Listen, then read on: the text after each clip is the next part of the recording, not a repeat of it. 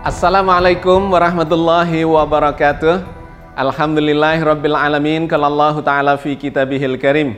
A'udzubillahi minasyaitonir rajim. Bismillahirrahmanirrahim.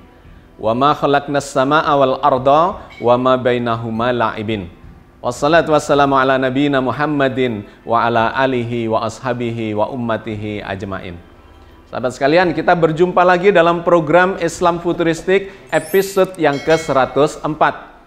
Kita akan melakukan kajian lanjutannya dari tema-tema yang sudah kita kaji selama beberapa episode yang terakhir ini. Di episode yang kemarin, yang sebelum ini, kita sudah membahas tentang alam semesta yang memiliki kesadaran.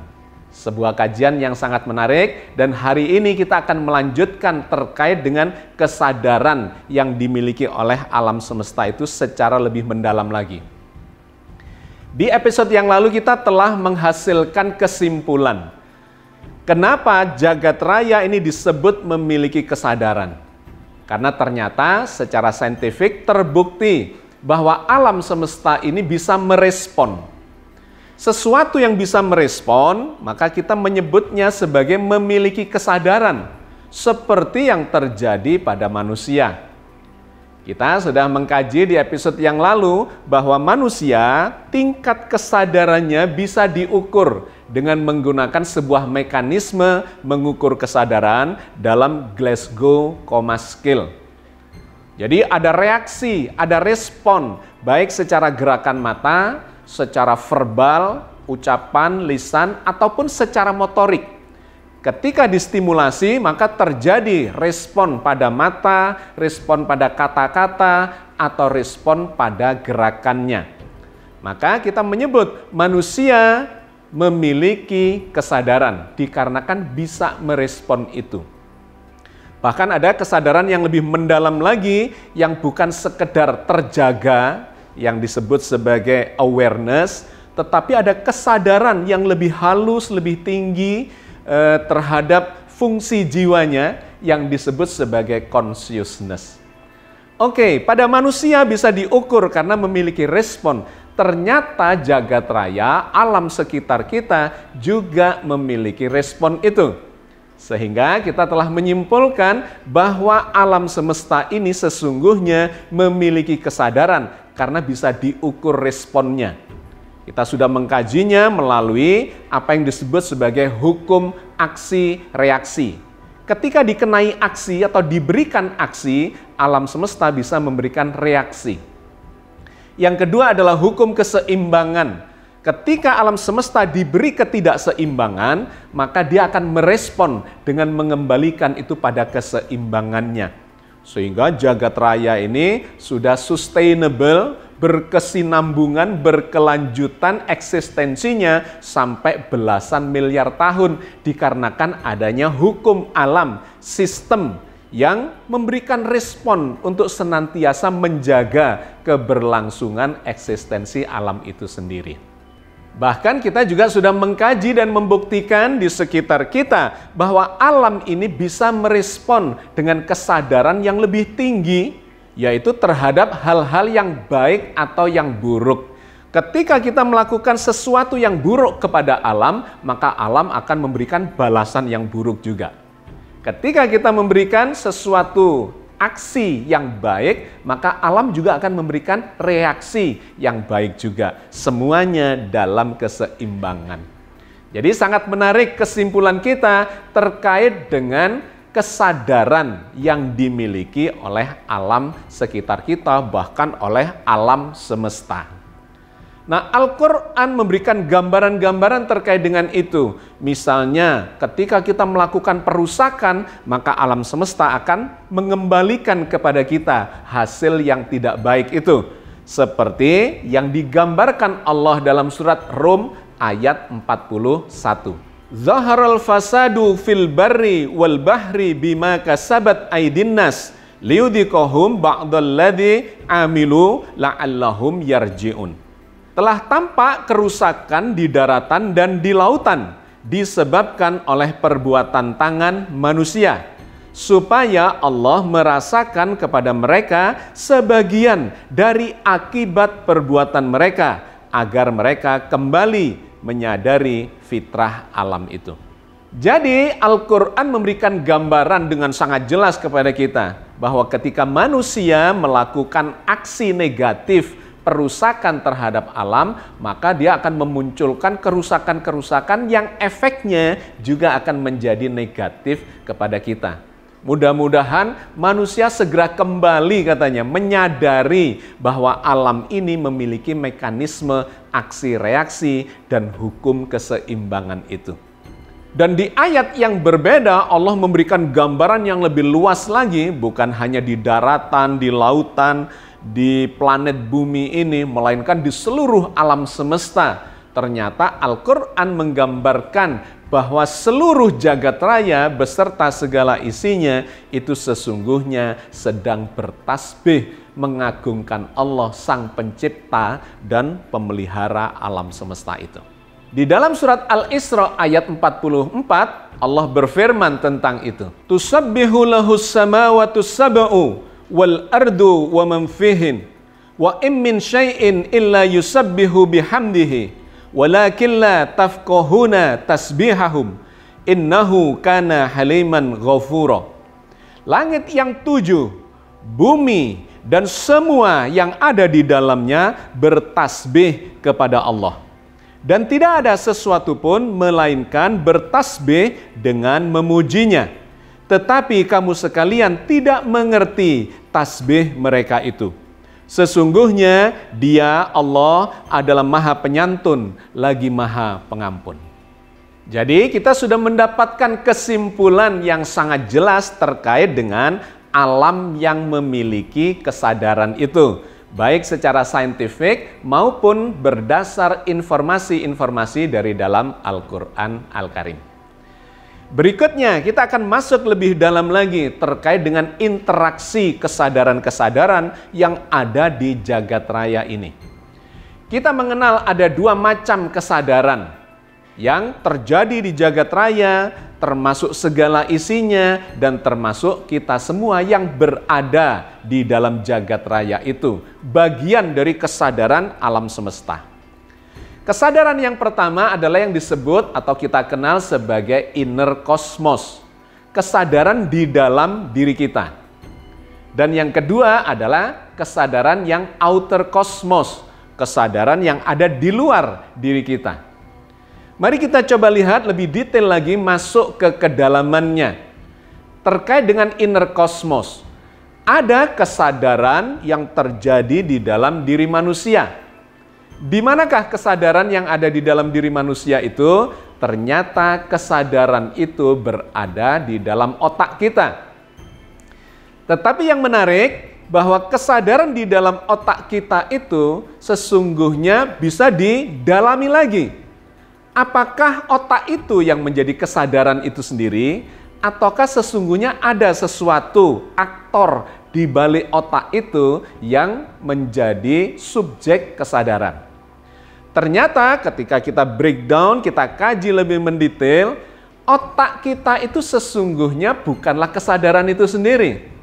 Karena sesungguhnya otak kita itu ternyata hanyalah layar monitor yang menampilkan gambar-gambar secara elektromagnetik mirip dengan layar komputer, layar laptop kita, atau televisi kita, atau gadget kita. Di mana di otak kita itu terjadi gambar-gambar yang bersifat elektromagnetik, dan itu berasal dari luar diri kita. Sinyal-sinyal elektromagnetik yang masuk lewat panca indera, kemudian sampai di otak kita, dan membentuk gambar-gambar di layar monitor otak kita. Di dalam sirkuit-sirkuit saraf yang semua itu sesungguhnya adalah dinamika sinyal-sinyal elektromagnetik belaka. Otak menjadi media atau layar monitor itu. Kesadaran itu ada di baliknya otak itu yang memahami gambar-gambar yang muncul di layar monitor yang namanya otak.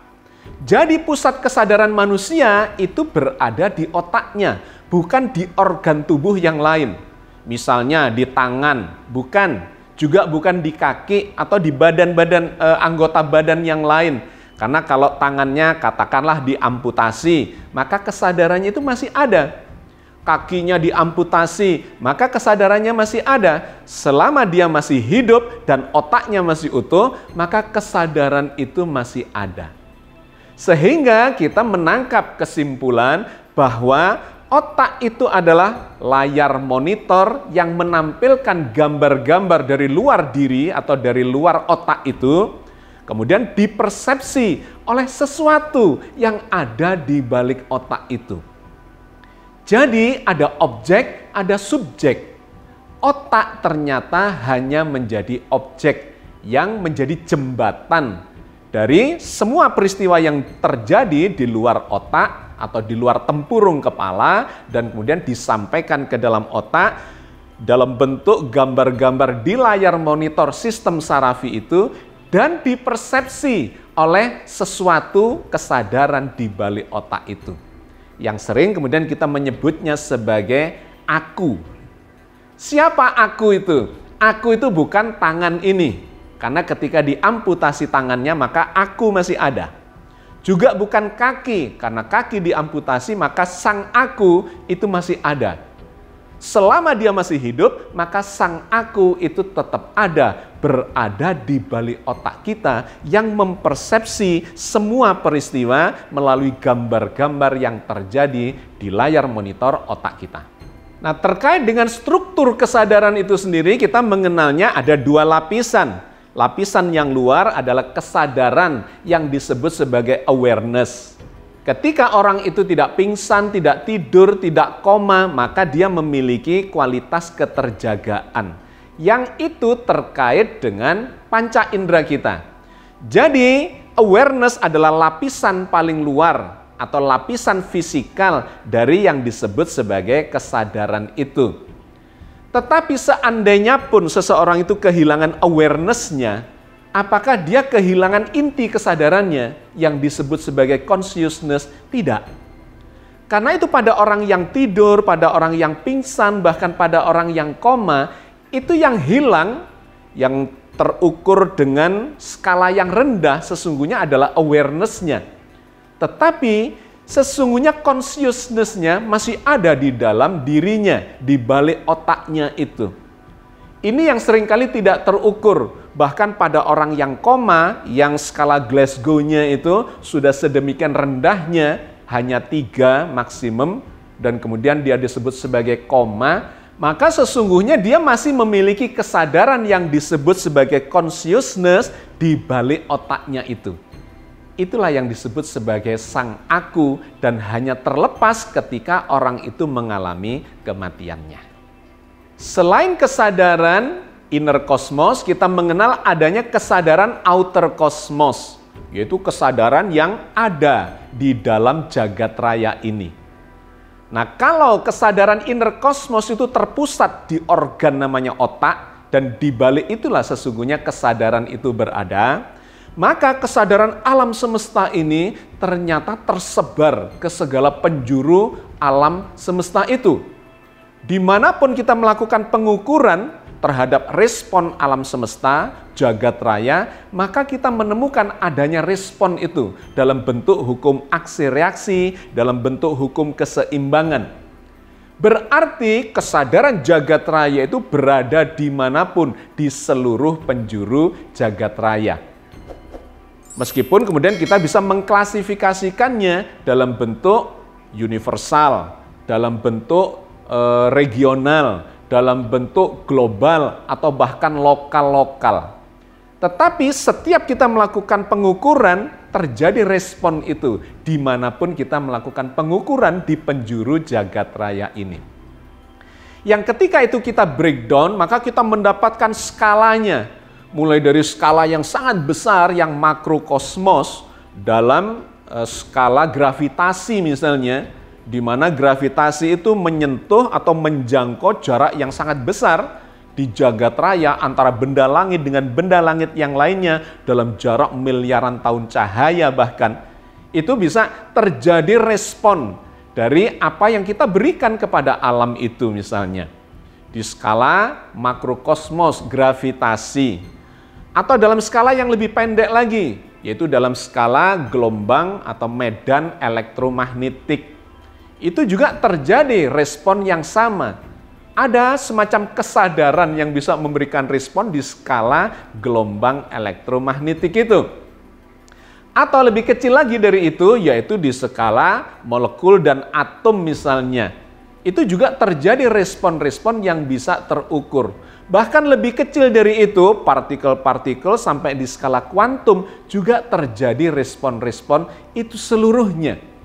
Jadi di semua skala itu mulai dari makrokosmos sampai mikrokosmos menunjukkan adanya respon dan itu menjadi parameter adanya kesadaran di seluruh penjuru jagat raya.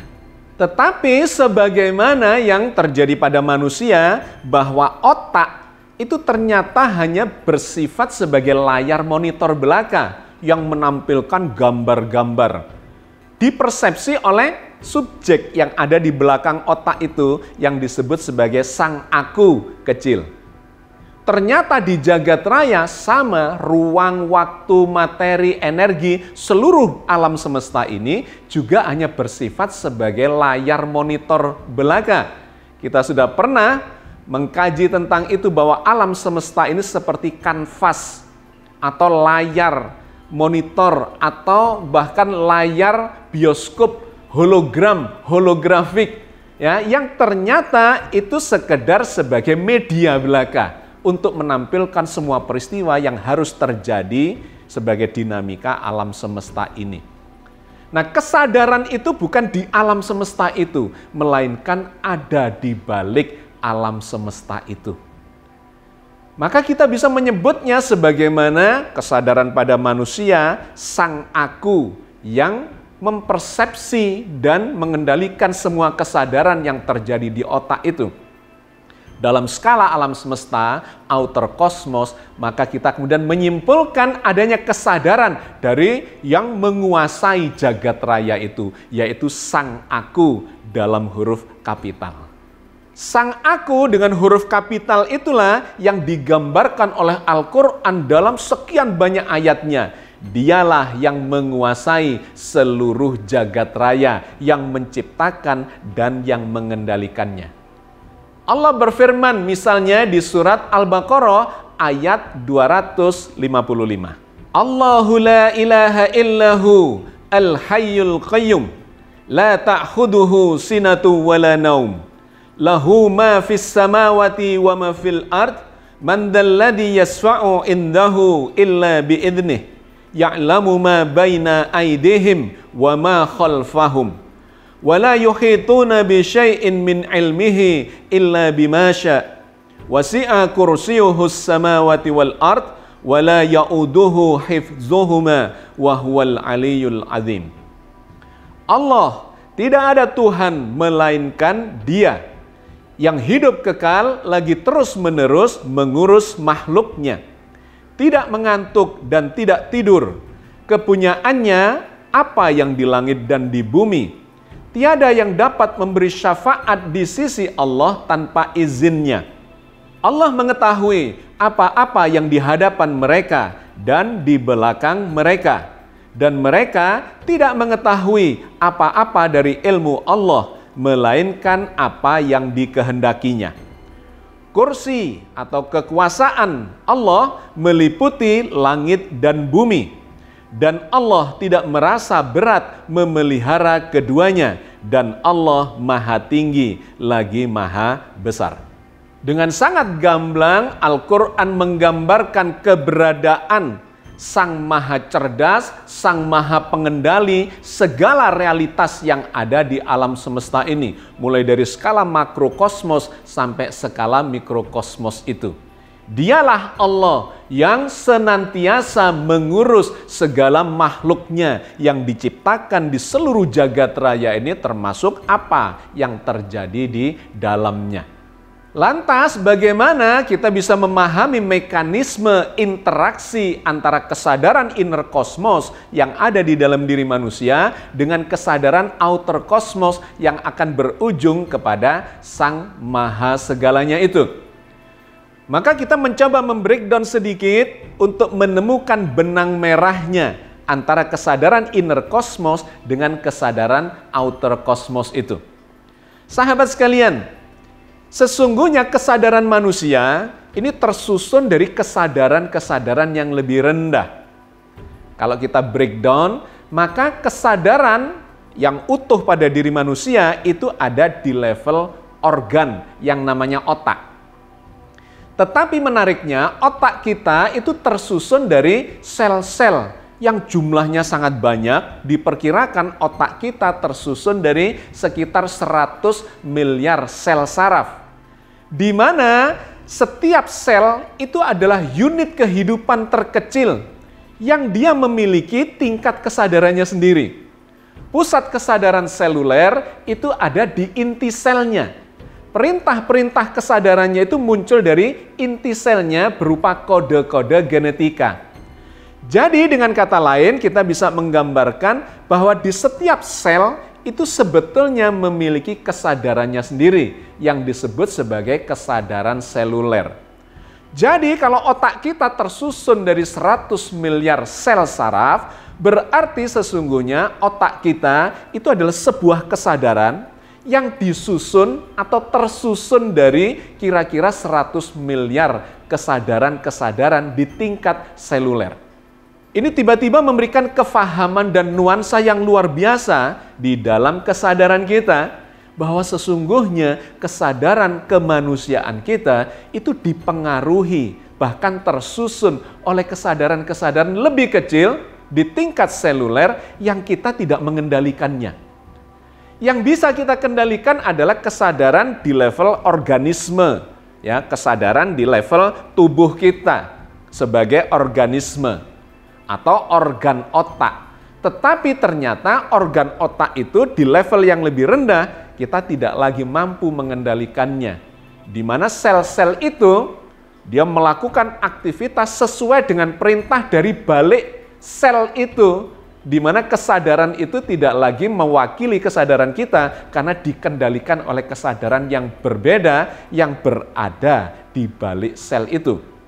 Bisa kita katakan muncul dari inti sel itu, di mana di dalamnya inti sel itu tersusun dari molekul-molekul. Nah, menariknya kenapa inti sel yang tersusun dari molekul itu memiliki kesadaran? Dikarenakan penyusun inti sel itu, molekul-molekul itu juga memiliki kesadarannya di level molekuler. Di mana sel itu tidak bisa mengatur kesadaran penyusunnya itu. Karena molekul itu dikendalikan atau dipengaruhi oleh penyusunnya yang lebih rendah, yaitu di tingkat atom. Ada kesadaran atomik. Dan kesadaran atomik disusun dipengaruhi oleh kesadaran inti atomnya. Partikel-partikel yang ada di dalamnya yang memiliki perilaku-perilaku tertentu sehingga memunculkan kesadaran di level yang lebih tinggi. Dan terus ketika kita perdalam lagi sampai di tingkat kuantum, maka kita menemukan bahwa kesadaran yang paling dasar dari sistem kesadaran kemanusiaan kita sesungguhnya ada di level kuantum itu. Ada kesadaran kuantum yang dibalik itu manusia bahkan pengetahuan modern pun tidak lagi bisa memprediksinya. Jadi kesadaran yang besar yang kita miliki ini sesungguhnya tersusun dari kesadaran-kesadaran yang semakin kecil sampai kita tidak bisa lagi memahaminya. Nah, yang menarik, inner kosmosnya begitu, ternyata outer kosmos juga kurang lebih begitu. Jagat raya, kesadaran universal ini tersusun dari kesadaran-kesadaran yang semakin kecil sebagai penyusunnya, dan ujung-ujungnya akan ketemu di level kesadaran kuantum. Nah, sahabat sekalian, disinilah kita menemukan benang merahnya. Bahwa kesadaran kemanusiaan kita itu akan berujung pada kesadaran kuantum. Sedangkan kesadaran jagat raya, alam semesta, ternyata juga berujung pada kesadaran kuantum itu. Disinilah terhubung antara kesadaran inner kosmos dengan kesadaran outer kosmos itu. Di dalam mekanika kuantum kita mengenal sebuah sifat yang dikenal sebagai quantum entanglement. bahwa di level kuantum itu terjadi hubungan antara partikel kuantum dengan partikel kuantum yang lainnya. Bahkan dalam skala yang sangat luas, sangat jauh, sangat besar, itu terjadi apa yang disebut sebagai keterikatan kuantum itu. Dikarenakan mekanisme itulah, maka bisa terjadi komunikasi, interaksi dengan partikel kuantum yang lain dimanapun dia berada. Kenapa bisa terjadi interaksi kuantum dalam skala yang sangat luas, bahkan di seluruh penjuru jagat raya? Karena memang seluruh penjuru jagat raya itu berada di dalam medan kuantum belaka. Dan menariknya, medan kuantum itu muncul dari suatu kondisi yang tidak bisa diprediksi lagi, yang disebut sebagai quantum vacuum state. Suatu keadaan kuantum yang vakum, boleh dikatakan sebuah kekosongan, ketiadaan, atau apapun yang tidak lagi bisa dikendalikan, tidak lagi bisa diprediksi, sehingga di dalam mekanika kuantum dikatakan bahwa semua peristiwa yang bermunculan di seluruh penjuru jagat raya sesungguhnya muncul dari fluktuasi kuantum di balik segala yang kita bisa pahami dan kita bisa ukur ini. Sahabat sekalian, manusia mulai menemukan batas dari kefahaman terhadap jagat raya ini. Karena di balik itu ternyata ada sebuah kesadaran yang sama sekali kita tidak bisa mengendalikannya, melainkan justru kesadaran itulah yang mengendalikan semua yang ada, yang terjadi di seluruh penjuru alam semesta.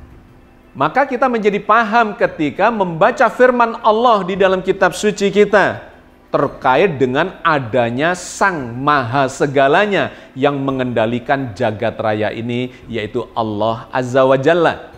Di antaranya Allah berfirman di dalam surat Al-Hadid ayat 1 sampai dengan 3. Sabbaha lillahi ma fis samawati wal ard wa huwal azizul hakim. Semua yang berada di langit dan yang berada di bumi bertasbih kepada Allah. Dan dialah yang maha perkasa lagi maha bijaksana. Lahu mulkus samawati wal ard yuhyi wa yumit wa huwa ala kulli syai'in qadir. Kepunyaannya lah kerajaan langit dan bumi. Dia menghidupkan dan mematikan. Dan dia maha berkuasa atas segala sesuatu. Huwal awwalu wal akhiru wal zahiru wal batin wa huwa bikulli syai'in alim. Dialah yang awal dan yang akhir, yang zahir dan yang batin, dan dia maha mengetahui segala sesuatu. Luar biasa Allah menggambarkan eksistensinya sebagai pencipta, pemelihara, dan pengendali seluruh peristiwa yang ada di jagat raya ini. Bahkan digambarkan dia meliputi segalanya. Huwal awwalu wal akhir. Ruang dan waktu itu dikuasainya, dikendalikannya, berada di dalam kehendaknya. Huwal awwalu wal akhiru. Wazahiru wal batinu, bahkan yang tampak dan yang batin, yang material, yang imaterial, yang energial, yang non-energial, dan seterusnya, semuanya berada di dalam kekuasaannya. Dialah Sang Aku yang maha berkehendak dan memiliki kecerdasan, ilmu, kesadaran yang ada di balik semua yang kita bisa pahami itu. Karena itu di ayat yang berbeda Allah mengatakan Allah tidak seperti apapun yang pernah kalian bayangkan. Sebagaimana ilmu pengetahuan modern di skala kuantum memiliki batasnya untuk tidak lagi bisa memahami apa yang ada di balik itu. Allah berfirman di dalam surat Asy-Syura ayat 11. Laisa kamitslihi syai' wa huwas samiul basir. Tidak ada sesuatu pun yang serupa dengan Dia, dan Dia maha mendengar lagi maha melihat. Oke sahabat sekalian, saya kira kita cukupkan kajian kita terkait dengan kesadaran jagat raya. Ternyata mekanismenya itu berada di level kuantum itu. yang secara saintifik bisa digambarkan terkait dengan yang disebut sebagai quantum entanglement, dan kemudian itu melalui mekanisme medan kuantum yang dibalik itu sesungguhnya adalah fluktuasi kuantum yang sudah tidak bisa lagi difahami bahkan dikendalikan oleh ilmu kemanusiaan kita. Hanya kepadanya lah kita bermohon, hanya kepadanya lah kita berlindung, hanya kepadanya lah kita bergantung, yaitu Sang Maha Kesadaran yang berada di balik semua eksistensi ini. Mudah-mudahan Allah senantiasa memberikan bimbingan kepada kita, membangun kesadaran kemanusiaan kita untuk senantiasa terhubung dengan Sang Maha Kesadaran yang mengendalikan dan menguasai seluruh jagat raya ini. Billahi taufiq wal hidayah. Assalamualaikum warahmatullahi wabarakatuh.